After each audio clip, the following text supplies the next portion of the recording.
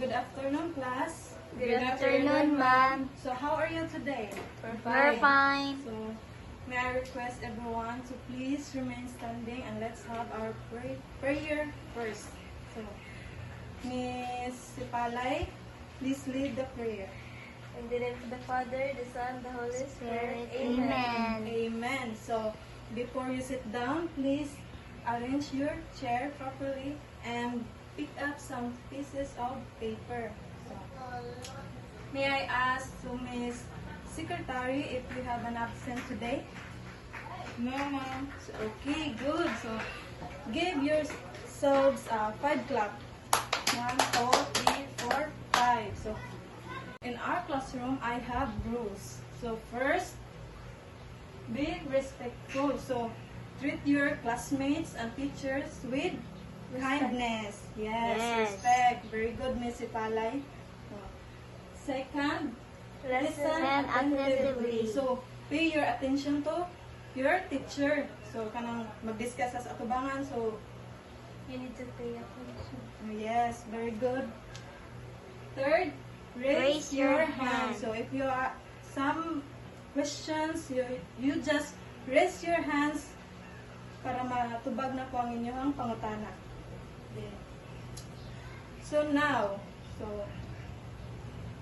before we start our discussion for today, so let's have a recap if you still remember what we've discussed yesterday. So, may I request anyone in class?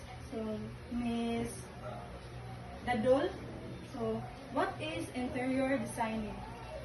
Interior designing is all about designing your home in what you like. Okay, very good, Miss Dadol. Please give Miss Dadol 5 claps. 1, 2, 3, 4, 5. So, how would you explain the importance of interior designing, Miss Juba Habdon? Can you repeat the question, ma'am? So, how would you explain the importance of interior designing? The importance of interior designing, ma'am, is kuan. Para mapadali ang imuhang buhatonon. Muna siya ang tools nga gamiton nimo para makuan imuhang. Okay, very good, Miss Habdon. Miss Dadol, what's your So about idea? interior designing, it will add beauty to your home. Yes, no, when we apply ang interior design, natay design sa to ang room kay mas nindot mo siya tan-awon kay kung nang naikabuhi-buhay yung mga balay ba, Yes. sa inyong balay. So now, let's proceed to our activity. So, our activity is called Guess the Picture. So, the teacher will show pictures of 4 objects. Then the students will identify with their knowledge and learnings about the image of what are those objects have shown, and if they answer correctly, they will have additional points in their activity at the end of their lesson. So they just raise their hands for answering. So first picture. So please observe what is in the Ma'am, Miss the doll. goggles. Yes, very good. Okay. Please give Miss the doll 2 claps. 1, 2. Second picture, what have you observed this? Ma'am, Printer. Okay, Miss the doll, please stand up. I think it's toolbox. No. Miss Habdon? Mag-drill, ma'am. No. Miss Sipalay? Mura siya kuan. Printer.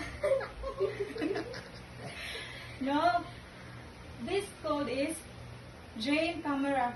Mami siya ka ng gamito na to bitaw ko ng mga guba. Basta ato na matok later. Later So, on. next. Pliers. Dili. Pliers, yeah, maybe. Adjustable pliers. Yes, very good, Miss Dadol. Please, Miss Dadol gave 5 claps. 1, 2, 3, 4, 5. What have you observed this store? I observed, ma'am, our topic for today is about interior design. No? Or Miss, Interior, about tools. okay. Miss Dadol? I think our topic for today is all about plumbing. Oh, maybe? Hapit na. Tools in plumbing. Yes. So our topic for today is all about Asa to? Kasi nag-next ga. Imong gistap ga? Plumbing to. So our topic for today is all about plumbing tools and equipment. So before that, please read our learning objectives. At the end of the lesson, the students will be able to identify the basic plumbing tools and equipment, explain the different uses on how to operate the different tools and equipment appropriately, and demonstrate the proper procedure of the different tools and equipment. Okay, so first we have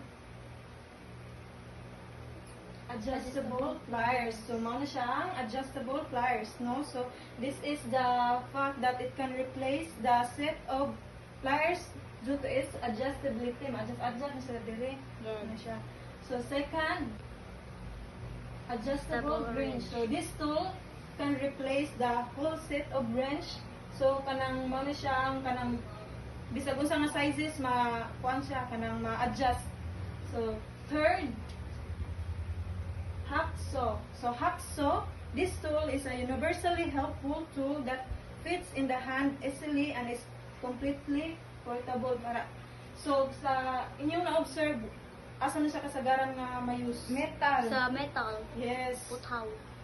Kanang especially kanang magkuan kanang building kana siya. Magputol. So why is there need for us to study and practice how to use tools and equipment appropriately in plumbing? So, Miss Dadol, why is there a need for us to study and practice how to use tools and equipment appropriately in plumbing?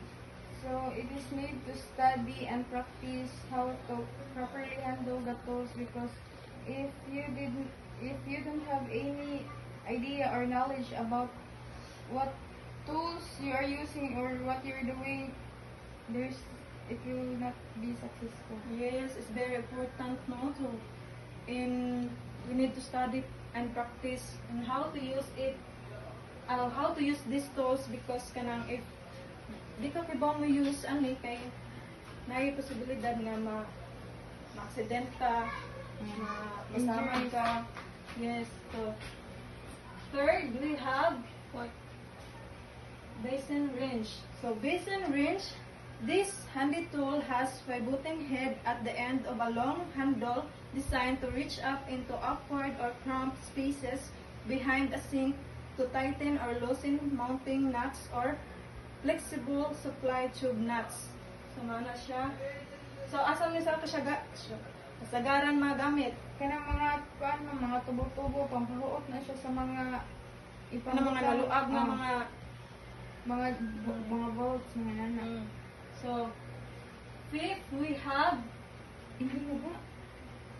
ratcheting pipe cutter. So, ratcheting pipe cutter, this cutter can easily cut most common pipe and tubing materials. So, do you have any questions, clarifications about our topic for today? None so far, So, ma'am.